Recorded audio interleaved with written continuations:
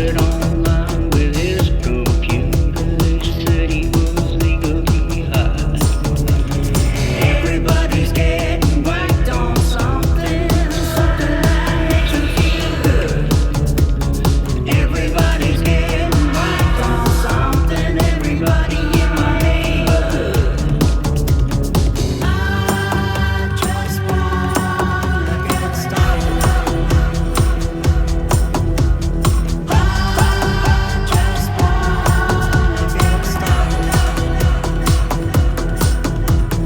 I just wanna get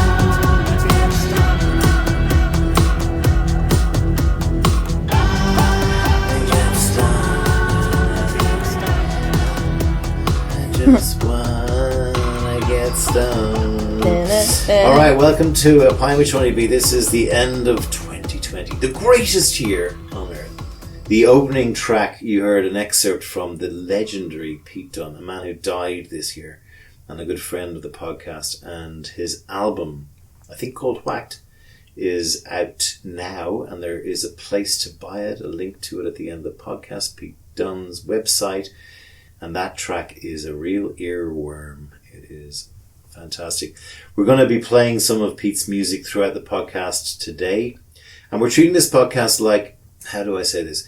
Anyone who's listening on New Year's Eve on your own, which I've done many times. I have the Don with me. Good day to you, sir. They're not my pronouns, but okay. Not her pronouns, a big topic of the year. The Don is with me. We're going to have a New Year's party atmosphere for the end of the worst year in civilization. We have mimosas. Cheers, the Don. Thank you, thank you. We just put down the phone to our friends Shannon and Ella in Singapore. Shannon and Ella were kind of fluffers for this conversation, so we had a couple of drinks beforehand.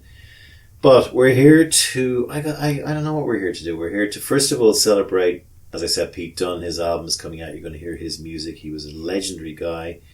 The Don, as some of you regular listeners would know, has been counting down her top 20 pints of Seaniebee.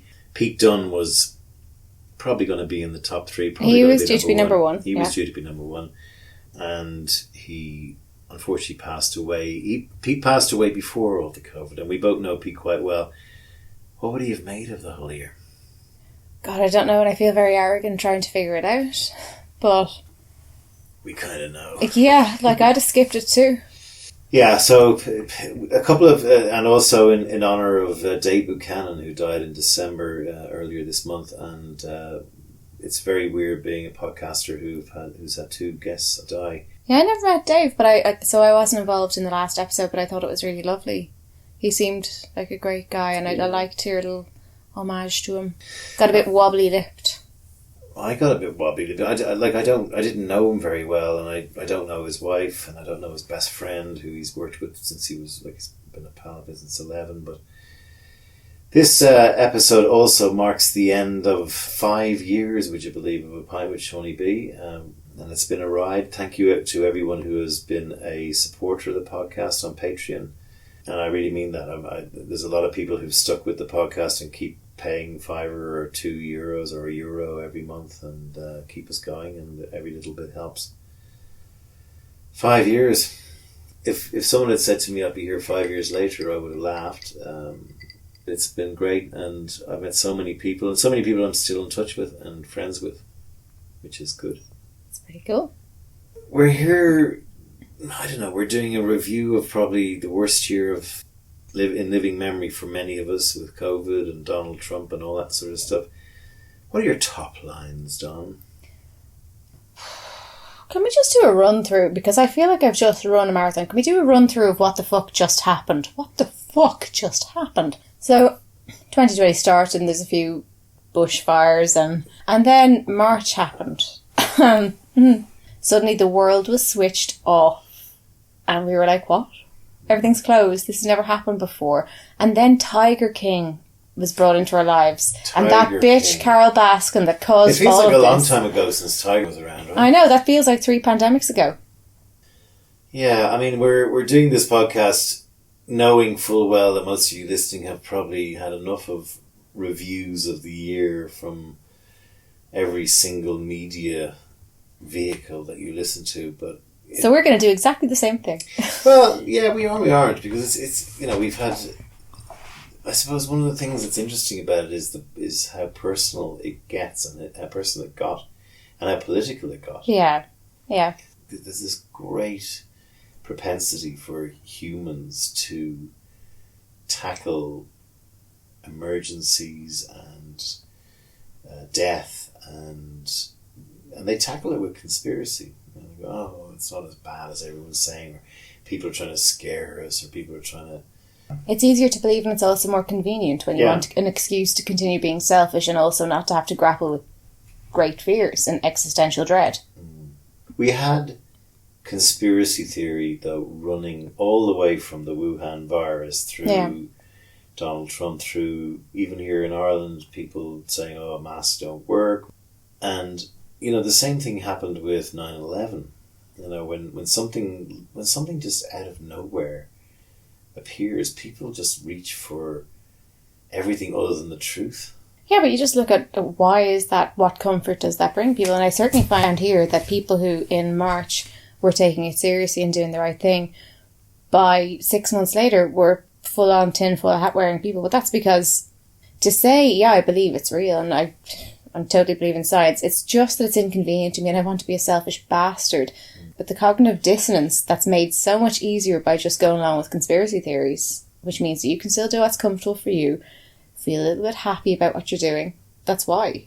I mean, the first big kind of conspiracy about COVID was the whole, it's just another flu and everyone's overreacting. And I remember maybe in September realising that 3 football fields full of the New England Patriots, one of the biggest stadiums in NFL, were full of dead people. And normally a flu will kill a third of a stadium, or a quarter of a stadium.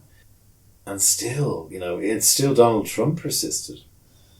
Yeah, but I mean, then it became, okay, it's not just a flu, but you're fine if you're not people who are medically vulnerable. And that was a real breakdown in humanity. Our numbers in Ireland would be substantially less if some bright spark had gone. What about the people who live in old folks' homes? We lost that. Lots of countries lost that. New York lost that. And so we end up with a death rate that's, would be a lot lower. And yes, everyone's going around saying, there's still a lot of people going, just let it rip through the society. But it just, I don't know, there's a sort of greed as well that goes through, sort of selfishness about, I want to do what I want to do, or I want to buy what I want to go buy. And as I said in an article, we kind of cleared the bar of, when can I get my hair done and have a pint? Yeah, I also think it was severely mismanaged here. And it's not even that I didn't particularly like every lockdown, but I kind of thought it was a massive mistake to try and paint, our first lockdown was a proper lockdown. Anything after that, we were coming up with all these different levels and trying to paint it as full on level 5, it's top notch, it's a lockdown, except schools are open and this and that. And I kind of go, why would you expect, and I'm not whatabouting and saying it's all right for people to be selfish, but I'm saying, why would you expect people to make massive sacrifices? And the thing there is is it that big a sacrifice to sit at home watching Netflix? Well, for some people it is. For some people, mentally, it fucked them, it destroyed them. Some people have terrible situations at home, so not everyone's in the same boat. So asking everyone to muck in and make a massive sacrifice and be miserable, but yet also showing them that you're fucking it in their faces, is not going to work. And then when you do that, it's a half-assed lockdown, which has some effect, but not a full effect. And then eventually you have to lift the restrictions, which is basically like saying, now we're not saying you should go out and mingle, but you weren't allowed to before, but everyone who wanted to still did, but you were terrified. Now we're saying you're allowed to. You're literally condoning people mixing just before Christmas. That's what happened here. And there's this surprise that humans are humans. I suppose the big takeout for me on COVID, and I'm not going to be playing any Donald Trump stuff because you've probably all heard that for the last 24, 48 hours, but his attitude to it and his subsequent losing of the presidency is predicated on the fact that if he had been and acted like a proper leader and said, we need to come together, and we need to mask, and all the things that he said were bullshit, caused more Americans to die than any other country in the world, and it would have got him re-elected if he'd done that. Yeah, if he'd shown leadership and done the right thing, but it's Donald Trump, so... And then, not to leave Donald Trump out, we had the time, remember he was doing his briefings for a while until everyone took the piss out of him and he got really touchy about it, and he said something about, we could inject, like through light and stuff, we could inject disinfectant bleach. Yeah. Was there much fun to be had during the year? I think there was. I think it depends what state you were in, obviously. There was fun to be had. State of America. No, what state you were in. The state. The state. No, there was fun to be had. Even in just like, there is a coming together in how shit is all this and people saying the wrong thing on Zoom and how fucking awkward it is. There's a laugh about that. There's every so often, every 1 in 10 people are saying, well, I've written 3 books and I started yoga and I'm just more productive than ever, and everyone else is just sitting there like fucking 2 stone heavier going, fuck off. Yeah, I put on the COVID-19, as I call it, pens. But there's a certain kind of fun and celebratory nature that we can all just go, fuck 2020. It's a write-off at this stage. Speaking of comedy things, 2020 Must Die, is that the name of it that we watched the other night? Death to 2020 is a new show on Netflix. If you haven't watched it, watch it. Also Soul on Disney, which is a fantastic movie. But Charlie Brooker, he of Black Mirror fame, did a fantastic viral swipe earlier in the year, if you can find that. But I don't know, it's been... I think if you take the actual reality of the virus, and there's probably people listening to this who still believe it's just all bullshit and a hoax, it's clearly not, okay? You know, we're still waiting on our check from Soros. Well, yeah, exactly. Trying to come up with a conspiracy theory like this. Donald Trump is the savior, and he's being misunderstood, and he's been crucified like Jesus was, and he's there not only draining the swamp, but he's protecting the children of America from child sex trafficking. And an unlikely hero. Yeah, and you know, masks don't work, and we have... Masks help child sex trafficking. Did you know that? They probably do. You can't catch them. There's an argument that says it was the death of news this year. Yeah. The fourth estate. You know, the fourth estate is... And never has it been more clear to me that we need journalists. And we also need journalists without agendas, because we spent a lot of the year watching CNN because it's the only... Thankfully, we don't get Fox News, I think. And yet, as I've said it a few times in the podcast, I spent a lot of time listening to Sean Hannity and people like this who are the kind of Trump public relations department putting out this fake news. I noticed that Donald Trump basically, one of the reasons about his whole election problem, and it was stolen, is if you look at Donald Trump, he says a lot of things that he's doing about everyone else. So he says, you know, CNN, fake news, everything's fake news. Whereas Fox News is primarily fake news. It's like an abusive relationship, really, isn't it? You know, I'm great. I love women. Just non-stop projecting and gaslighting the whole fucking time. As I said in one of Mary's, I've done more for women, than anybody. But like, I love women. I love black people. I love people who, you know, he says all these things and he does the opposite. So my theory is that he actually did try and rig the election. Hence he got 70 million votes. And his riggers probably he probably said, is 70 going to be okay? And they went, mate, no one's ever got 70 million. Yeah, don't overshoot. You know, not even JFK got 70 million. And he goes, great. And then he gets turned. And okay, maybe the fucking Democrats did rig the election, although we have no proof of that. But even if they did, they probably went, we better go for 80 because Donald Trump is saying it's going to be rigged. That means and he would have to have the best result ever in history of any president ever. Yeah. So there is that. But I mean... Which you still got, apart from... I'm just disappointed in the Democrats. If they went to rig it, they didn't bother their arses to rig the Senate. Yeah, exactly. So you have people down the ballot who are Democrat that didn't get elected. So anyway, it's just been... I don't know, it's been very draining. I really feel that if Donald Trump had got elected again, I would be... That might have been... I was reasonably resilient throughout the year. So that might have broken me. Oh, yeah. I don't know whether I just could have looked to 4 more years at this... time of, like, forget about all the COVID and electioneering in America, but like even climate and things like that. Just, we have a neoliberal, normal American president in charge who's talking about trying to heal and get things better. Like, it just feels slightly less like everything's absolutely fucked. Yeah.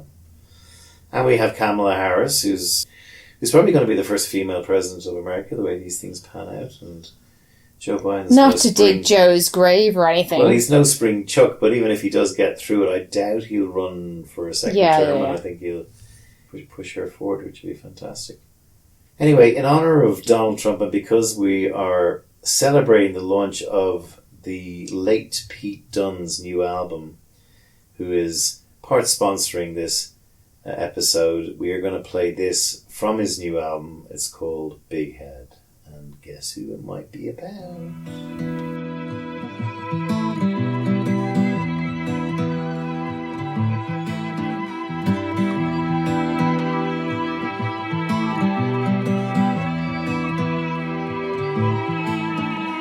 The biggest head that I've ever seen, 300 weight of sunblock cream. Her mama died when she was born. Daddy set sail for the Cape of Good Horn. We had a crazy time, we had a crazy time, we had a crazy time. That time when we went crazy.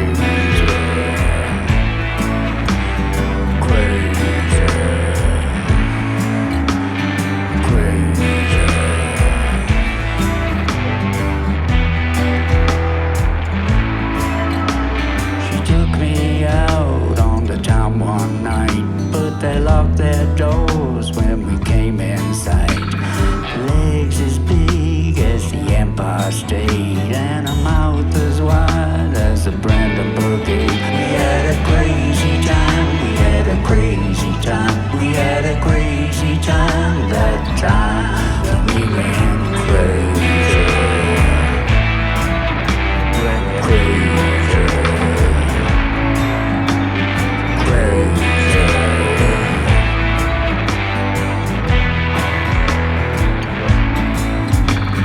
Starting to rain, it was getting dark. We ended up in a retail park. She overstepped and went too far. Licked her lips as she hit the car. We had a crazy time, we had a crazy time, we had a crazy time. That time when we went crazy.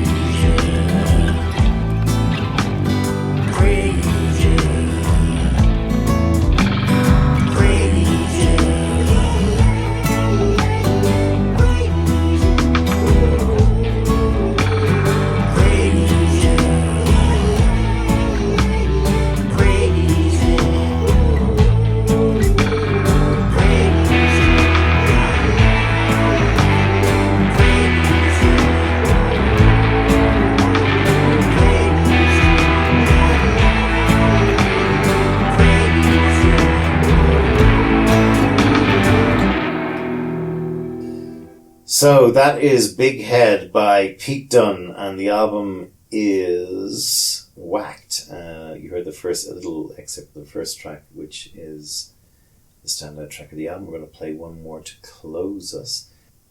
Yeah, we're back with the Don. We're doing a mimosa-filled alternative New Year's Eve for those who don't enjoy New Year's Eve.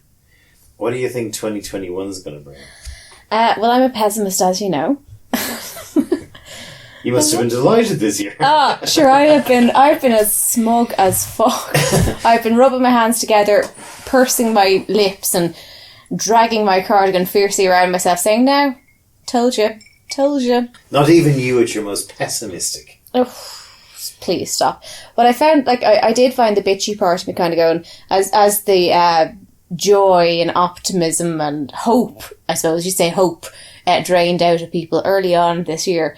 And you can see the real fucking existential dread hitting in. I found myself going, "Oh, welcome to the party, you're late. Pull up a pew." And bitchy of me. And now I kind of find myself going, "Jesus, we can't all be like this. No, fuck off, back to your naivety. We can't do this," because I have to encounter them in the supermarket and stuff. And you've just queue now, and it's different to before. It has to be spaced out, and then you can't see the whole queue, and someone stands in the wrong place, and everyone wants to stab them because they're clearly they've come out today to try and get one over on you. And there's just so much anger, and I'm going, you pricks have been going along as if the world has been fine for all of your existence, and it's only coming to you now that it's all bullshit. And I've been living like this the whole time. And I did have my little Schadenfreude early on, and now I'm just like, I want everyone to be stupid again. There's not enough room for all of us to be a princess. I suppose I look at it slightly different to you, not being an Aspie depression head, but I kind of saw through enough. We talked about this. There's a great movie called For Sama, which is a documentary which we watched before the whole problems of this year, about people in Aleppo in Syria trying to cope with the war there over the last 4 years, and trying to run a hospital under the rubble with no electricity and running water and trying to raise children down there. And we were basically, and yeah, I get it that there are people who've had problems living in close quarters with loved ones, and there's been mental health issues, but you end up with a situation where, and maybe I'm being slightly mean about this, but we have every book, every movie, every piece of food, every drink we could want. We're just being asked to stay indoors, and that's proving such a problem for humanity. Even totally accepting that a lot of people did really struggle, but what sort of a society have we become when we can't respond in a way where we have all of these gifts given to us? I mean, even imagine if this pandemic happened without Zoom or phones. I mean, I thought early on, imagine if this happened 15 years earlier, where we don't have Facebook in our pocket, we're not so connected as we are, and we'd feel very grateful that we have text messages, and it's satellite dishes, but we'd be thrilled with that. But yeah, I think there are two separate issues there, because there is the selfishness of I'm bored and I want to do what I want to do, and it's very hard on me because of my mental health. And I have been deeply offended by the extent to which I've heard the term mental health this year, because I'm sorry, nobody gives more of a shit about it now than they did last year. They really don't. But it has been cheapened and damaged in such a way that, certainly here in Ireland, we've worked really hard to take it seriously, and it's just been thrown around. Like, I want to make, like, getting on social media and saying, so I have this thing and it's against the rules, but I did everything right so far and I feel like my mental health, am I allowed to have a pass? Please tell me I'm allowed to have a pass. And there are two very distinct separations that I make in mental health. There are people who struggle all the time with mental health and it's an existential thing. And then there's a valid thing where it's situational. Something bad happens, someone dies, there's a bereavement, there's a breakup, or there's a pandemic that's fucked with people's heads. And I think that's a really valid hurt, and I worry about how people are doing. But it's not the same as ongoing, lifelong mental health issues. Both of those groups have had the piss ripped out of them by selfish people who just throw around the term mental health. I don't want to group them together because, we have Netflix, we have all of that. But would you like to be a kid growing up in certain houses in Dublin right now? No, and I hope I kind of covered that when I was saying what I was saying. But I wonder, would we be better off? This is kind of counterintuitive, but would we have been better off if it was 15 years ago and we didn't have phones and we didn't have the internet? No. And we didn't have, well, that's the obvious answer is no. But the other answer is... It depends how well you're doing in your life as it is. Well, the other answer is that we would still have to get on and manage this thing. We wouldn't know what the internet was. We wouldn't know what mobile phones were, or the fact that we could be so close and yet so far on a Zoom call. And I'm wondering whether we would have, you're told to hunker down, you get your food. I think there is a contagious sort of upset and dread that even people who felt they were doing okay are catching it from everything they're seeing is all doom and gloom. I get that. And I get that for a lot of people, you're trying to stay connected the year that's in it, particularly if you're, depending on where you are, but if you're in a proper lockdown, you're trying to stay connected. But there's also a PC that says, I actually need to log off for a couple of days just to mind myself. So I get that there's a harmfulness there. But bottom line, COVID's a bit like Christmas. It's a bit much. And I know some people have had a great time kind of going, oh, it's very sad, all the deaths. But like, they have a nice home, they have a nice family, they're happy in their relationship. And yeah, it's been boring at times, but it's been time to reconnect. And, they got through it. Not that they didn't have a cry now and then, but they got through it and there's positive parts. That's just not the fucking same thing as someone who inherently struggles anyway, or someone who's in a violent relationship, or someone who's just desperately alone. It's just not the fucking same thing. No, I know, and I think, without demeaning or belittling that, there's people who are homeless or living in violent situations or who have got mental health issues in normal times. which I guess this pandemic accentuates. But if you've ever been at home and isolated and in that situation, which I have, not having connectivity doesn't fix anything, but it does help, because I can fucking tell you it would feel a whole lot different if you've been locked down for 6 months with somebody who's has always been controlling and violent and is so much worse because there's a fucking pandemic on and that everything has just been escalated. And if your only connection is the odd text message versus being on Facebook all the time, having Zoom calls all the time, you will fucking feel it. Did it make this year okay? Absolutely not. But you would feel the difference. Yeah, and I was kind of playing a little bit devil's advocate there, but like, you know, having grown up in the 80s and 90s myself, you kind of, I'm always intrigued, not even about this issue of COVID, but just in general about, I love the idea about the fact that we can take the phone out and we can find how to get wherever we want to by walking our car in seconds through Google Maps. We can find, you know, when I was growing up, people were selling encyclopedias door to door, and now we have Wikipedia and we have Google, which asks us to search. We have every movie. I'm more intrigued by the spotlight it has put on where we're going as a species. Where, you know, even to this day, we're out in the pubs that we miss so much, but we're spending most of our time on our phones in the pubs. We're not engaging with people, and my whole hope all year, especially at the start, I really felt at the start that this was a reset button. And as it trolls through month 10, 11, as we are at now, you kind of go, are we really just desperately trying to get this thing to go away that we may go back to normal? Yeah, but if you think about why it would be good for the reset button, the idea that people would slow down and to stop feeling like just because your phone beeped you have to be present, and no need to be present at the moment, and no ability to sit wait down a pint or waiting for an appointment without a babysitter in front of you, and also feeling like you look like a weirdo if you don't have a babysitter in front of you. All of those things you can see. Yeah, isn't it great to have a reset? But what that reset probably has done for most people is make them absolutely desperate for and cling to the comforts. It's a bit like saying we were all put on a diet for the things that are bad for us, the sugar, the high fat stuff, and thinking it's going to be better for us in the end, we're not going to be like that. But I think a lot of the world are just craving sugar like crazy now, and they will never give it up again because it's been too difficult. So what else? One of the things that we were kind of doing during the year was coming up with little tips and plans to get through the various lockdowns from around the world. One of the first ones that I did was take a clock off the wall. Oh, that's been driving me mad all year. What? Because I'm still attached. You prefer the clock there? Yeah, no, I see why you took it off, but I'm still attached to time. To me, it was the tick we have. So I have in my apartment a sort of an IKEA clock on the wall, which just ticks away, you know, and you don't really notice it because it's just ticking away. But when you're on your own, early in the pandemic when I was on my own, I one day decided I'm going to take that clock off the wall, take the battery out, and just the lack of time ticking by in a kind of noisy way. Yeah. Oh no, I absolutely got why you did it, and you're dead right. Really important, you know. I think it was weird for me, like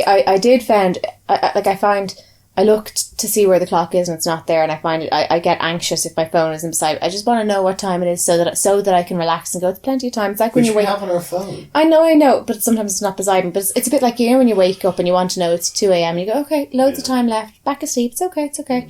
But then at the same time at home, a very similar clock I'm installing on nearly every wall because I'm trying to get my kids to manage time for exactly the same reason. Like, I don't want them to be anxious all the time, but it's my job to get them here, there, do this, do that. And I want them to learn to manage time so that they're in charge of the time rather than having someone standing over them saying, come on, we're late all the time. So it's important because I'm not a parent and you are. Yeah, literally, that's all. So one of the other things we missed, of course, like most of you listening, was travelling. We also have a very good tip on how, because I think this thing is going to be around for most of 2021 while the famous vaccines roll out. But we had a nice way of overcoming our desire for a couple of travel journeys both every year. How did we do that? Anthony Bourdain on Netflix, which we have finally caught up on. We still have some episodes left. We do. A hidden gem is Parts Unknown, I think 8 or 9 or maybe 11 It might be season. something like 11. 11 season series by Anthony Bourdain, who topped himself a couple of years ago. And he has this absolutely beautiful body of work left in perpetuity for all of us to consume, where he kind of goes to weird and wonderful places with a vague kind of sense of checking out the local food, but also atmosphere and colour. And it was, anytime we would patch in on Zoom, we would watch a couple of episodes and pretend that we were going on holiday to this place. It was great, wasn't it? Yeah, we'd like, if we were going somewhere that's winey in the wine region, we'd go, okay, hang on, pause, I'm going to get myself some wine. We're on our hollybops now. It's a little bit dated, some of it, which I think is nice, because I'm looking at it now and I think it's a really important body of work. And I think anybody who watched it will probably have said, oh yeah, that was quite cool. But I have never heard anyone talk about it like it was an important body of work. Like David Attenborough stuff. If you have David Attenborough for ecological stuff and animals and nature, there's this time capsule of all of these different countries and all these different places with different cultures, which he's kind of dug into respectfully and asked questions in a way I'm not sure he could now. Yeah. For me, as someone who's travelled around the world, there was a very interesting kind of, Anthony Bourdain ended up killing himself, I think, in Switzerland, and had a kind of rambunctious personal life, should we say. But I'm watching him traveling the world and seeing all these different cultures and kind of realizing this is it. And it was, his suicide makes an awful lot more sense in my view, watching this thing over the long haul. See, I know you've said that. I don't know it does, but I think that... For me. I think it depends very much, because we don't know. We've seen aspects of his personality, and I quite like him as a TV personality, but we don't really know what way he is. And if he's someone like you, I can understand why you finally get it. That's not it at all if he's somebody who's always struggled. He was exercising a lot of demons throughout the series and each season, so there'd be certain episodes within each season where you go, okay, some shit went down. And, but that's with the hindsight knowledge. Of course, but no one was expecting him to top himself.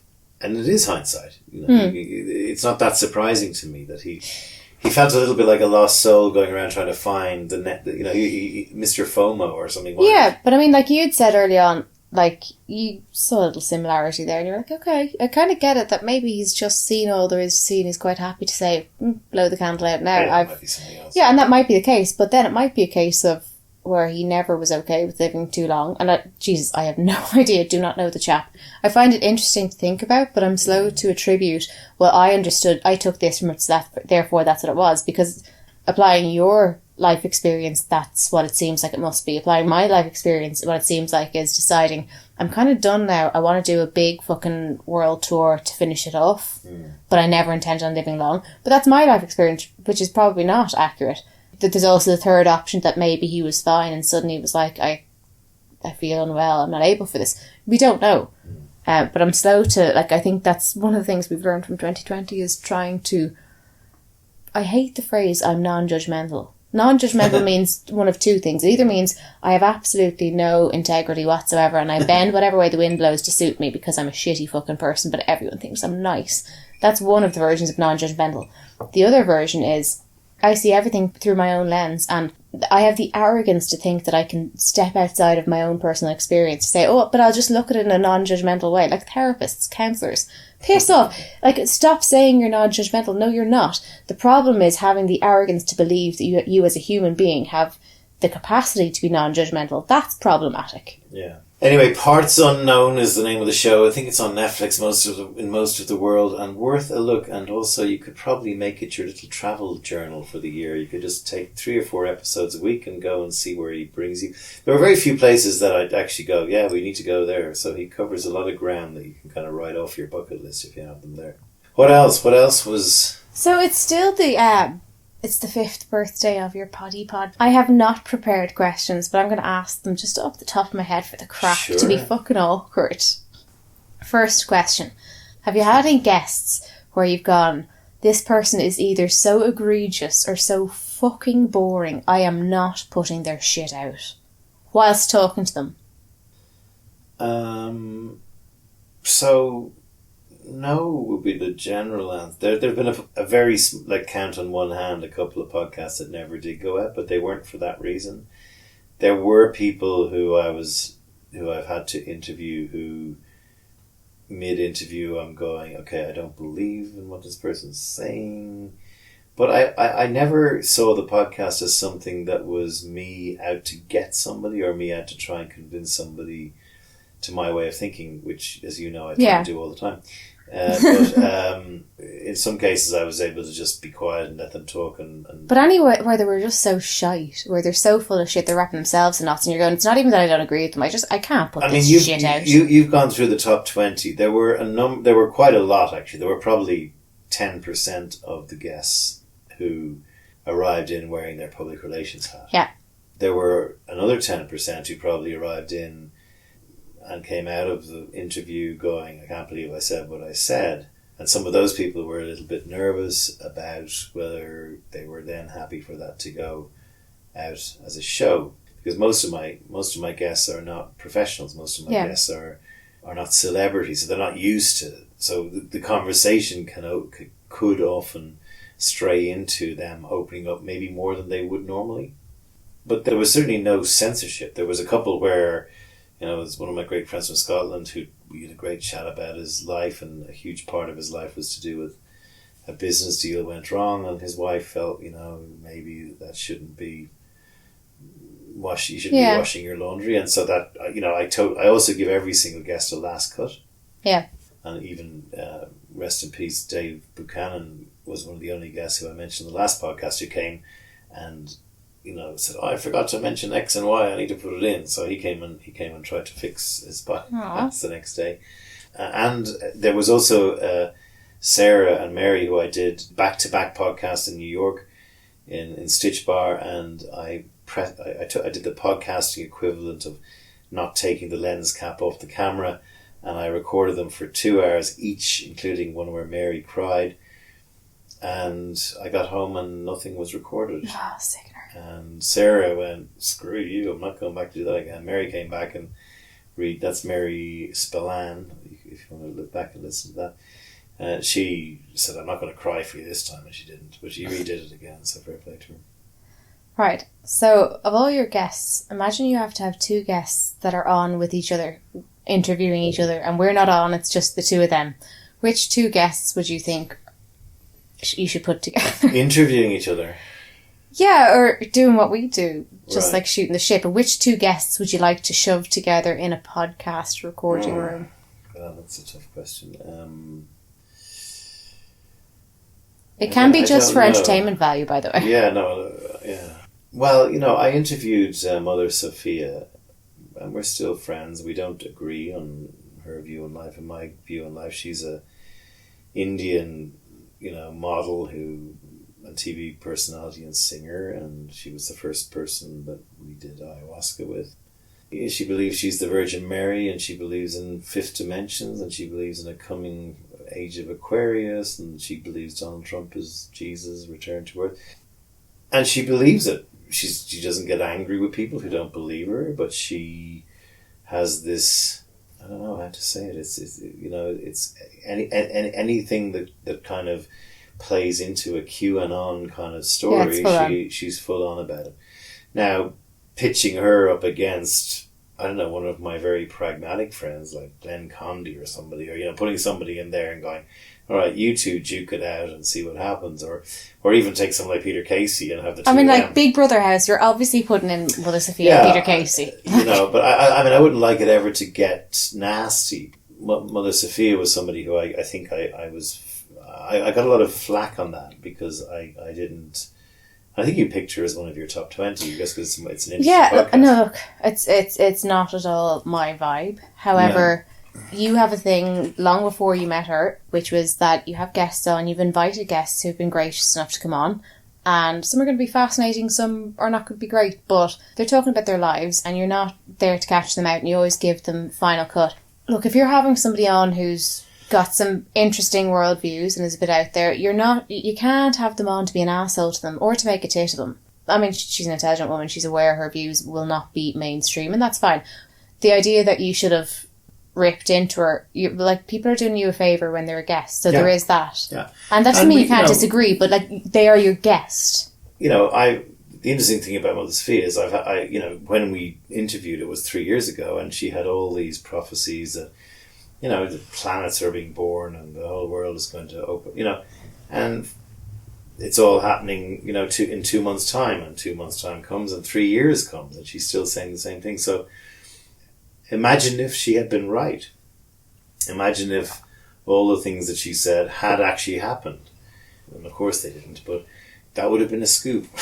But, look, you think 2020 was a lot? Well, but Mother Sophia is still peddling the same stuff. She's still saying the same thing, and it's a bit like Donald Trump saying the election was rigged and it was stolen from me, but we don't have any proof, And I suppose the great thing about the podcast and 5 years of doing it was the amount of people I met. The amount of people I'm still friends with Mother Sophia. I can still talk to her and slag her off, and she takes it, and she slags me off and thinks I believe too much in CNN and the fake news media.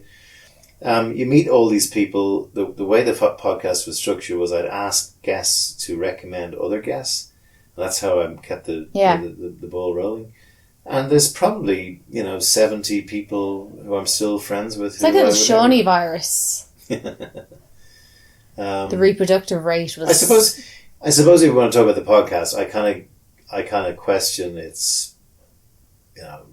You spend 5 years of your life doing it, which I kind of did. I didn't do an awful lot of work apart from a few jobs here and there. Didn't make any money from it, apart from the people who I've thanked from Patreon who have been great. And you end up, there's a nihilistic conclusion. You kind of go, well, was it that important? I'll tell you where it's important. It's important, I think, for people who I think have got a story and they have done things in their life that no one's going to give them big awards for. I spoke to a Vietnam vet two Vietnam vets in America, one Vietnam vet and one Gulf War vet, Marines guys, and these guys have done a lot and seen a lot in their life, and their families came to me and said, "Oh, it's amazing." Even my family, even when I did a conversation with my father, it's like you end up having conversations with people, even those that that you didn't even realize, and they're never going to be famous, but there's a sort of there's a value on them. There's a sociological kind of, this is what it was like living, and here's what my mind was thinking, and here's what I did. And so in some ways you leave something behind. Yeah, I mean, I've got a quite nihilist. As I've got older, I've got more cynical about leaving anything behind, because I mean, this about me, and you're kind of similar. This podcast series is a lot of people say, "Oh, Seaniebee, well, you're way ahead of the curve on the podcast thing."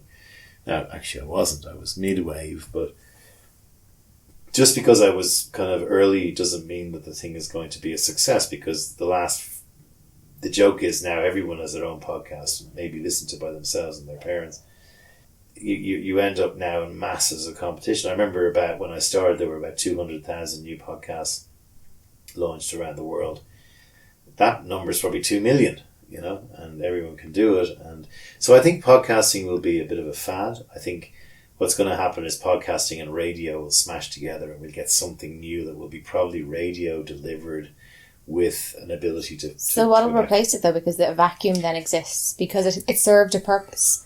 It was outside of radio. It was a little bit like Facebook. It was a have your say.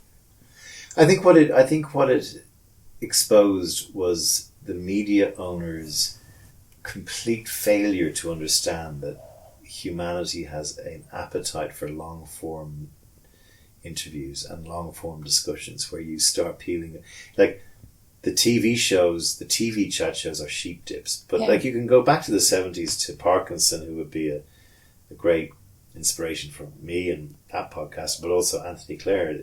Any of you listening, there's a BBC, I think you can find it on the BBC podcast website called In the Psychiatrist's Chair, and he was doing that 20 years ago. He's a psychiatrist, and he would sit down somebody who you'd know but he'd go really deep into their background or whatever. It wouldn't be what movie you've got or what book you've got.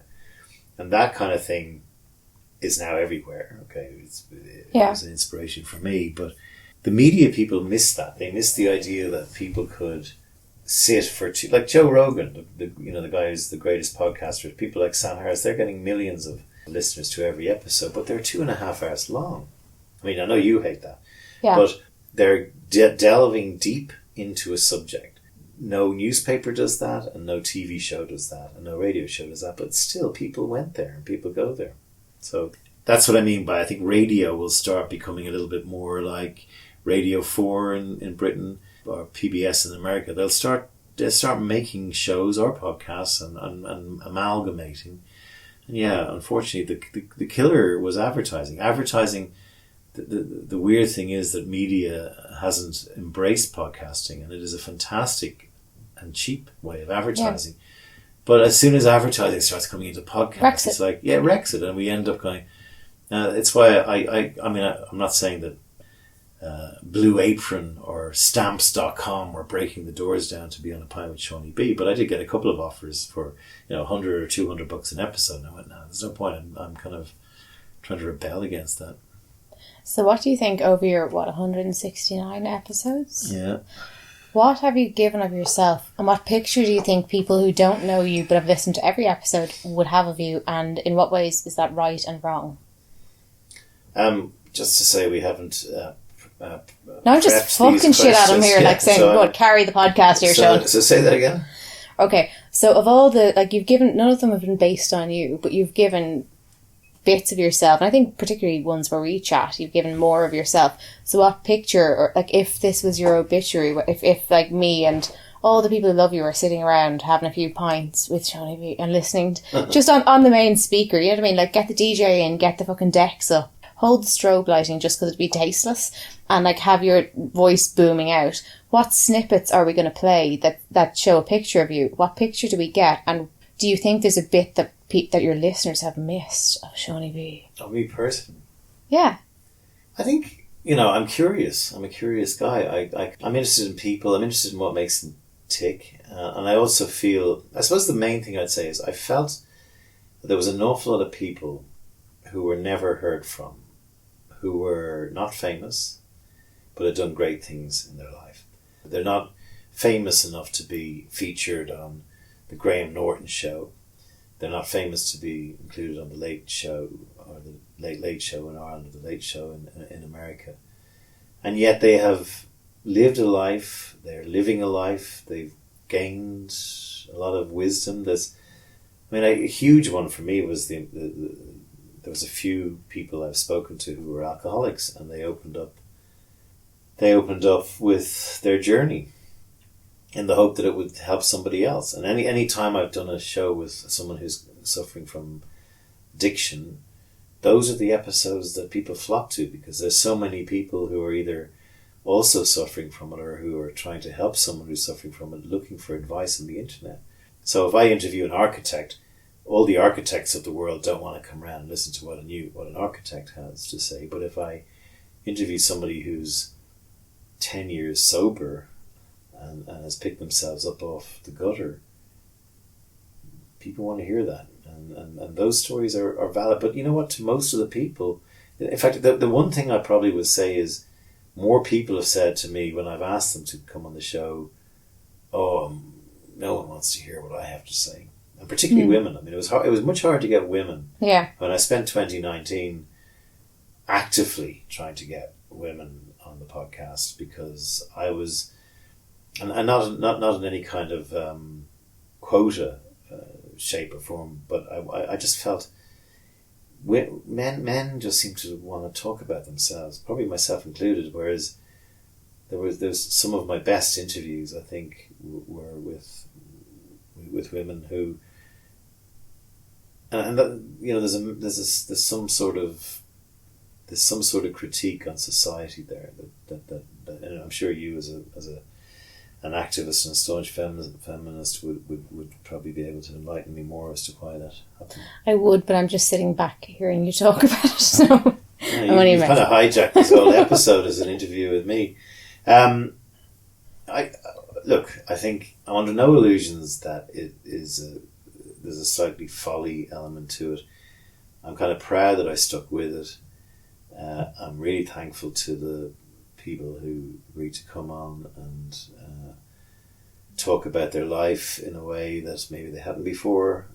I think for many it's been maybe somewhat cathartic.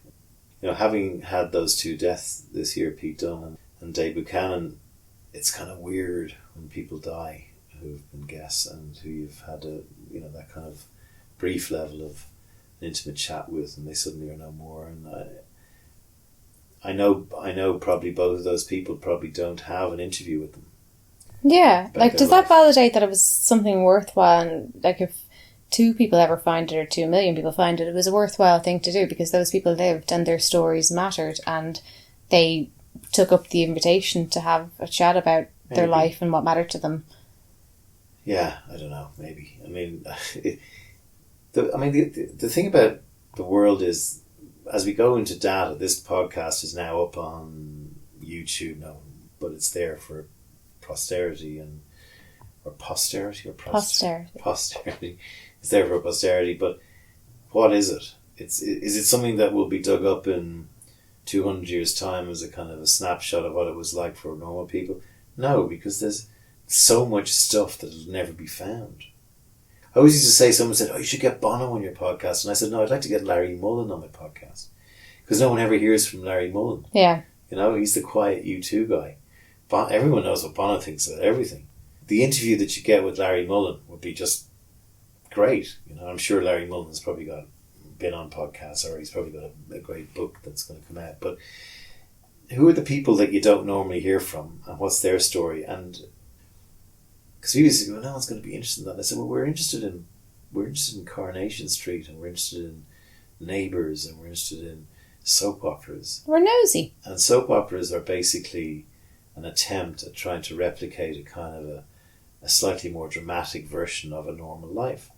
I think that's probably where the listeners that listen to this go to, because as I said, there have been some people who I've interviewed who've just gone through the motions. There was a great interview I had in Bosnia with somebody who's very, very famous in Bosnia, who runs the film festival in Bosnia in Sarajevo, and we had a great chat, and Alma was her name, but as soon as I stopped the recording, because she'd done so many interviews, it was just like, boom, I'm out. And there's no fault with her. That's the way she is. Whereas I'm like thinking, wow, I've got this great connection with this person who's opening up and telling me these amazing stories about her life. But it's just, boom, another interview, I'm out. And the machine clicks off and you're saying, "Are we having another drink?" And it is a great interview, and she's a great woman. But no cuddling afterwards. Yeah, no cuddling afterwards. But it's more. There's been people who I've worked with who might be surprised to be asked to be on the podcast, and then you end up with this amazing interview of stuff I didn't even know went on in their life. And even if it's just that person has a little ones and zeros recorded thing of what they thought on such and such a date and such a year about their life, I don't know, is it important? Probably not. Well, so much for our big happy New Year's celebration. Anyway, that was it. Look, it is what it is. It's been a shit year. Why would it be a great ending? I mean, I think where, every time it comes to the end of a year, because I actually started on the 10th of January in 2016, you end up going, is it worth going on? So I think we'll muddle along with this format that we're doing, and maybe take it through 2021 and see where it leads. But I don't think I'm going to go off interviewing again. I think that's done, so. Unless we come across people that you feel you going to do that. Yeah, we'll get some people back. We had Richard Watson back as a futurist, and hope to get him back in the new year and see what nonsense he predicts, and we can all slag him about it after. Yeah, so bringing it back to New Year then. What are your hopes for the new year? So are you a positive New Year fan or a negative New Year fan? Jesus, have you fucking met me? Yeah, you'd be negative. I'd be negative. So, I mean, I always tend to look back on New Year. And Jesus, this New Year, New Year's Eve, you you look back and go, surely next year can't be any worse than this. And I don't think it will be, because I think part of us is we're learning to live knowing that the virus is there, and you're not hearing as much. The virus is a hoax, or it's just as bad as a flu. You're not hearing as much of that. People are kind of going, okay, it must be serious. Everyone's kind of all over the world. So even America. The thing that used to irk me most was America going, rowing in behind. The virus will go away, Donald Trump, all that. Yeah. Well, the rest of the world, body bags, as you said earlier, were building up outside hospitals in Italy, being taken away by soldiers. Whether it's 10 times worse than the flu, or it's 15, or if it's 2, we've always, as a species, been terrified that a virus is going to come. It'll spread around the world because of air travel very quickly, and it will kill us all.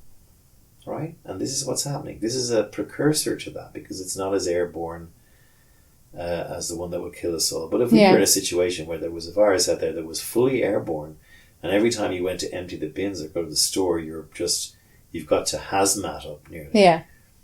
That'll be fun, And then you have all these countries as well.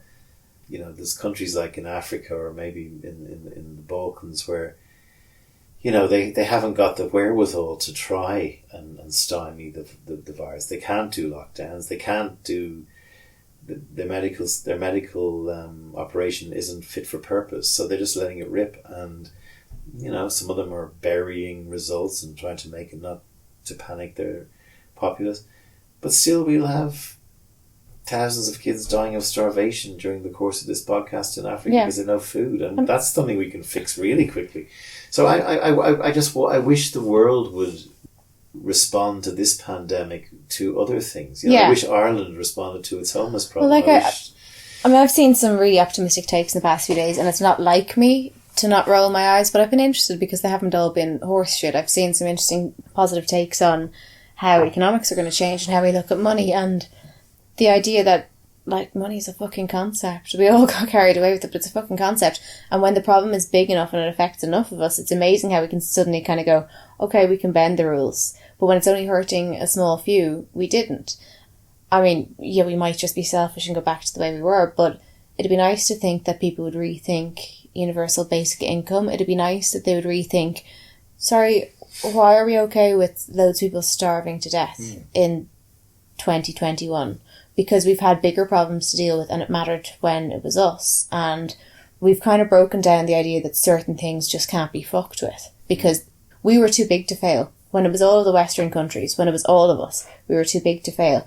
So I hope that it makes people a little bit more compassionate and start asking questions. Well, why can't we fix things? Because it's always been that way. Well, why is that too big a problem to fuck with? And I think we're going to see an interesting development with the rolling out of the vaccine, and do first world countries get it first, and do the poor get it first? Maybe not. And look, we have the next coronavirus coming, which is climate change. This is 8 years away, 10 years away, 20 years away. Anyway, it's coming, and it's going to do the same thing. It's going to kill lots of people slowly. And in a way that people can go, well, it's not that. And people will continue with their conspiracy theories saying it's not that. But it is that. And it's coming. And we have the wherewithal to fix it. But it's a shocking indictment on the human species that we are able to know through our science what's happening, and as a species fail to act. We probably spend more time trying to work out whether we can live on Mars, than whether, and certainly more money than whether we can make sure all the children can live today. Exactly, and just basic shit. The effort it would take for us to move, not to mind the kind of, you want to see lockdown? Let's try and live in a fucking hab in Mars. And I like Elon Musk and his audacity, but we have the wherewithal to fix things in this world now that should be coming into sharper focus, and even things like, why is an advertising person paid 4 times what a nurse is, or 5 times what someone who's selling groceries in a grocery store, you know? But I can guarantee you people working in advertising and other industries that are overpaid and under-talented, like many of those people will have said over the past couple of years to their children, if you don't work hard, you're going to end up behind the supermarket checkout. And now this year we've been clapping for all the nurses. We've been aware that, like, we've been made really aware who the essential workers are. And I just wonder how quick it will be to go back to people who do fuck all and are overpaid, sitting at home on their holes, congratulating themselves, telling their kids, if you don't work hard, you're going to be like this really essential person that we all counted on. Anyway, I played a little bit here from a guy called Michael Sandel, who's all about the problems that meritocracy has caused in first world society. So have a listen to this. Here's a question we should all be asking. What went wrong?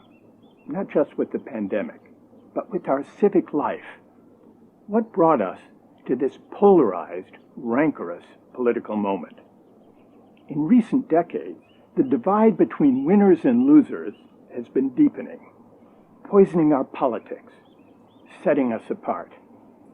This divide is partly about inequality, but it's also about the attitudes toward winning and losing that have come with it. Those who landed on top came to believe that their success was their own doing, a measure of their merit, and that those who lost out had no one to blame but themselves. This way of thinking about success arises from a seemingly attractive principle. If everyone has an equal chance, the winners deserve their winnings. This is the heart of the meritocratic ideal. In practice, of course, we fall far short. Not everybody has an equal chance to rise. Children born to poor families tend to stay poor when they grow up. Affluent parents are able to pass their advantages on to their kids.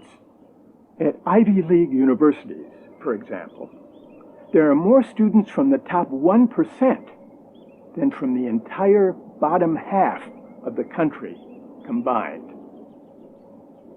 But the problem isn't only that we failed to live up to the meritocratic principles we proclaim. The ideal itself is flawed. It has a dark side. Meritocracy is corrosive of the common good. It leads to hubris among the winners and humiliation among those who lose out.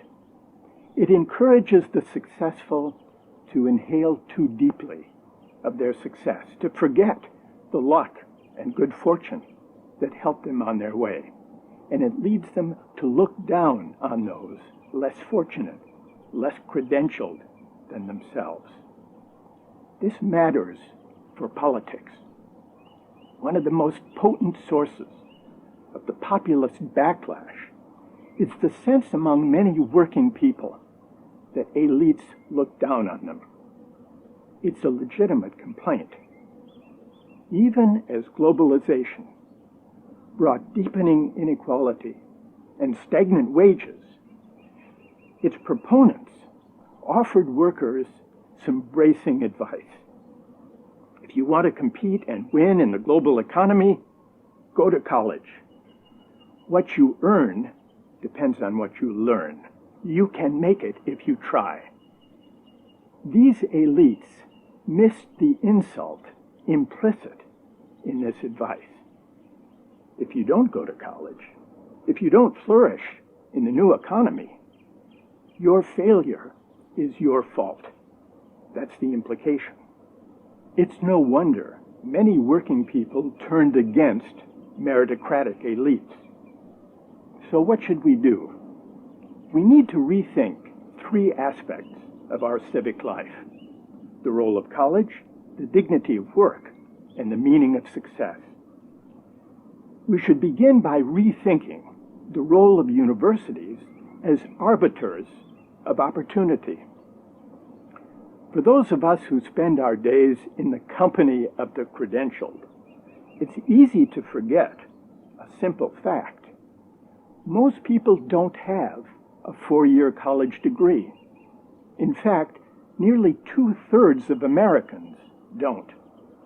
So it is folly to create an economy that makes a university diploma a necessary condition of dignified work and a decent life. Encouraging people to go to college is a good thing. Broadening access for those who can't afford it is even better. But this is not a solution to inequality. We should focus less on arming people for meritocratic combat and focus more on making life better for people who lack a diploma but who make essential contributions to our society. We should renew the dignity of work and place it at the center of our politics. We should remember that work is not only about making a living, it's also about contributing to the common good and winning recognition for doing so. Robert F. Kennedy put it well half a century ago. Fellowship, community, shared patriotism. These essential values do not come from just buying and consuming goods together. They come from dignified employment at decent pay, the kind of employment that enables us to say, I helped to build this country. I am a participant in its great public ventures. This civic sentiment is largely missing from our public life today. We often assume that the money people make is the measure of their contribution to the common good. But this is a mistake. Martin Luther King Jr. explained why. Reflecting on a strike by sanitation workers in Memphis, Tennessee, shortly before he was assassinated, King said, "The person who picks up our garbage is, in the final analysis, as significant as the physician. For if he doesn't do his job, diseases are rampant. All labor has dignity." Today's pandemic makes this clear. It reveals how deeply we rely on workers we often overlook. Delivery workers, maintenance workers, grocery store clerks, warehouse workers, truckers, nurse assistants, childcare workers, home health care providers. These are not the best paid or most honored workers. But now we see them as essential workers. This is a moment for a public debate about how to bring their pay and recognition into better alignment with the importance of their work. It is also time for a moral, even spiritual turning, questioning our meritocratic hubris. Do I morally deserve the talents that enable me to flourish? Is it my doing that I live in a society that prizes the talents I happen to have? Or is that my good luck? Insisting that my success is my due makes it hard to see myself in other people's shoes. Appreciating the role of luck in life can prompt a certain humility. There, but for the accident of birth, or the grace of God, or the mystery of fate, go I. This spirit of humility is the civic virtue we need now. It's the beginning of a way back from the harsh ethic of success that drives us apart. It points us beyond the tyranny of merit to a less rancorous, more generous public life. Yeah, so you know, I just have great sympathy with his argument there. I think that he's an honest actor who's exposing this whole point, which is that we need to bring dignity to workers who are doing work that we think we don't want to do, we couldn't be arsed doing. And just because it's something like that, they nearly should be paid more. You know, I really can't. What I find really funny is that people who are white collar who may not be working that hard, maybe because they're past the point of having to work long hours and are really well paid. But, and not to pick on advertising, but take this as an example. And they kind of go, okay, but how fucking essential is, like, does the world stop turning if I don't get up and churn out whatever fucking baby food ad I do today? Yeah. But the people with the most money and with the most free time in massive houses are jetting around the world, signing up to this shaman or that new age bollocks, trying to find the meaning of life. And it's almost like the meaning of life that they think they've cracked after 5 years of meditating is in the mundane. But we can't have respect for the people who work to live. Yeah, and look, I used to say, I don't even believe this anymore, but I used to say that there was an awful lot of creative minds, I think they've all left, most of them, a lot of them have left, in the ad business who were spending far too much brain power working on irrelevant things. So if you had worked with the ad industry to come up with 200 new ideas that cost less than $2 to produce, that would help the life of African people substantially, and then you got other companies to come in and make those things. And you got, so instead of giving money, you gave ideas, and you gave actual physical products that actually, a mosquito net being the obvious one, but like somebody had to invent the mosquito net. So what would be the 50 new mosquito nets for? But like on a selfish level, countries around the world. On a selfish level, being that person, what you get from that is purpose. I mean, you get the sense that I'm doing good for the world, but like you get purpose from that, and that purpose brings joy. And not everybody wants to do mundane things. Not everybody. Some people are good at what they do, but if they were using it for important things like that, you get purpose from it, and they'd ironically not have to spend 15 hours a week listening to wanky podcasts trying to find the meaning of life from how do we dig a well with our bare hands, like the communities that we just continually shit upon because we're terrified capitalism might die and our privilege might fall apart. It's just this weird cycle that when you get so rich, you're trying to learn how to be simple, like poor people. Why you shit on poor people? Any chance you could use your intelligence and what you're good at to maybe make life a bit better for poor people. And really, just to keep on the ad thing, without an award at the end of it, there's no interest. And so one thing that I think may happen is, I think the way businesses trod on people and do business is going to start changing, and companies are going to have to start understanding that. Back to the old days where if you're going to have employees, you need to look after them with health benefits, with a pension, and with things like that too. Business is a family. Yeah, without that being that's become a cliche. Yeah, but like the genuine spirit behind that.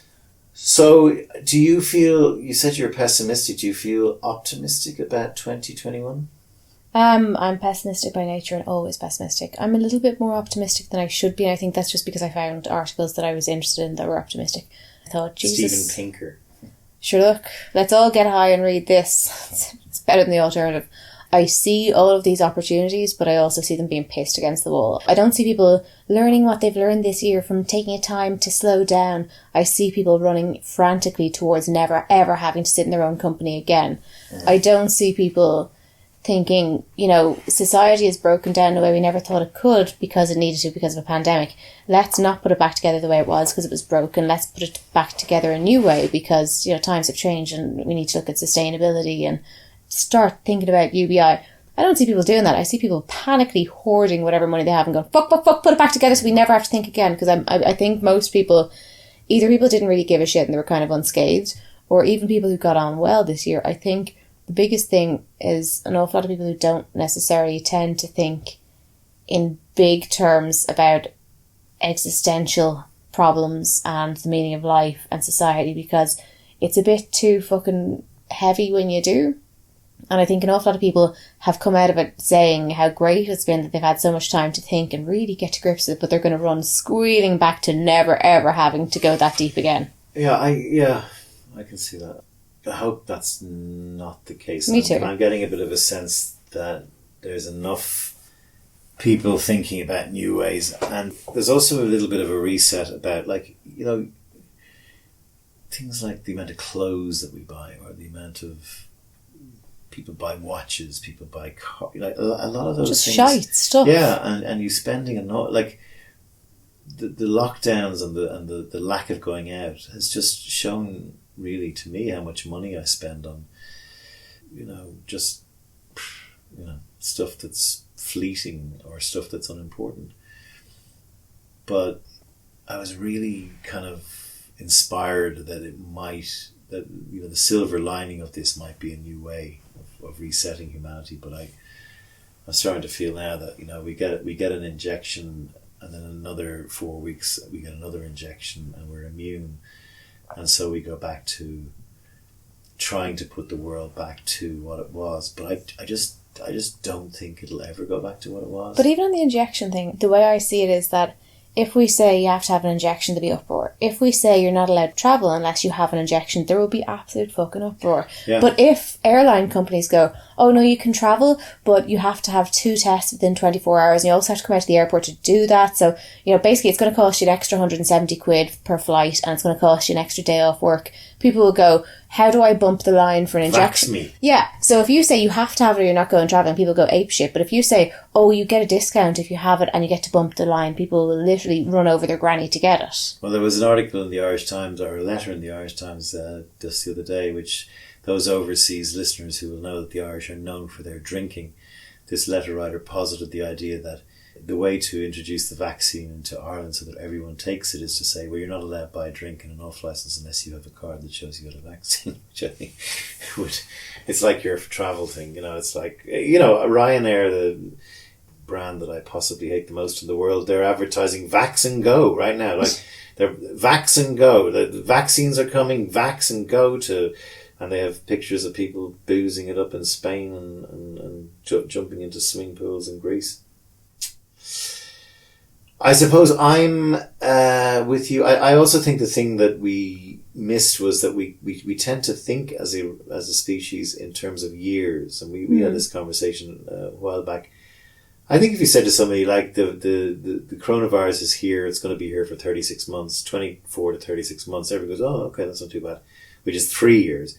Whereas we think in terms of years, and this is going out on New Year's Eve, is next year going to be better? And the virus doesn't think like that. So I think it's a 24-month thing, but before things get back to normal, and hopefully there's a new normal. So mine's a bit different because I think in academic years, and I realised this. Yeah. So when I left school early, but I remember it took about 4 or 5 years for me to stop thinking in academic years. So like when I'm saying next year, I'm thinking September around to August. Yeah. So I think it was about 4 years out of school before I stopped thinking in academic years and I started thinking in calendar years. But since I've had children at school again, I now think again in academic years. So sometimes you'll say next year, and I kind of, I'll realise 2 conversations later, we might be kind of scorpy with each other, but we've actually totally misread each other because I'm thinking in a different language to you. Even when we're talking about lockdowns, I'm going, sure, that's not a lockdown. You're going, no, it was a lockdown. No, it wasn't. The kids were in school. So we have a different language for that reason.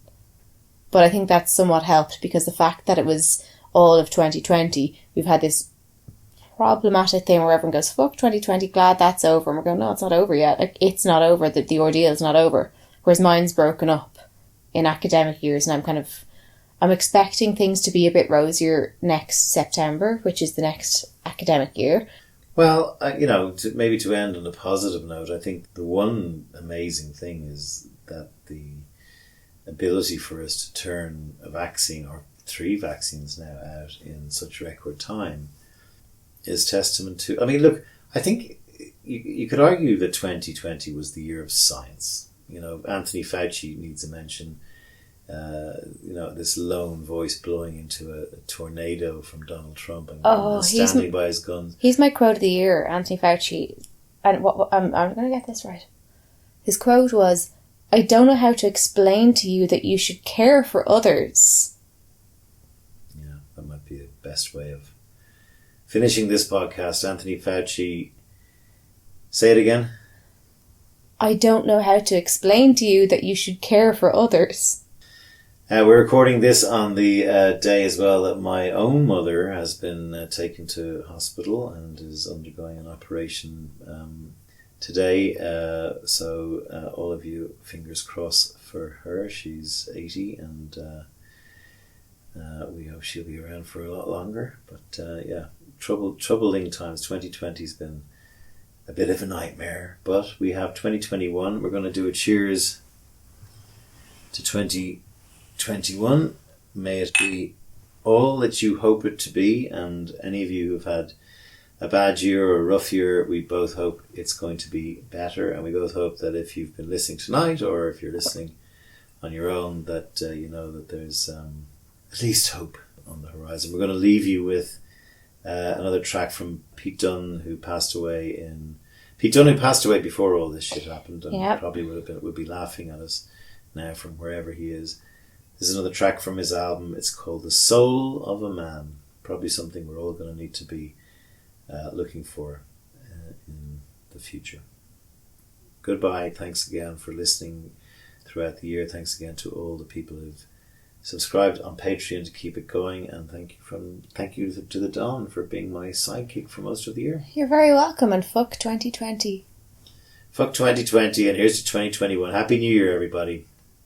This is The Soul of a Man, Pete Dunne's new album. Check it out and buy it. It's a cracker.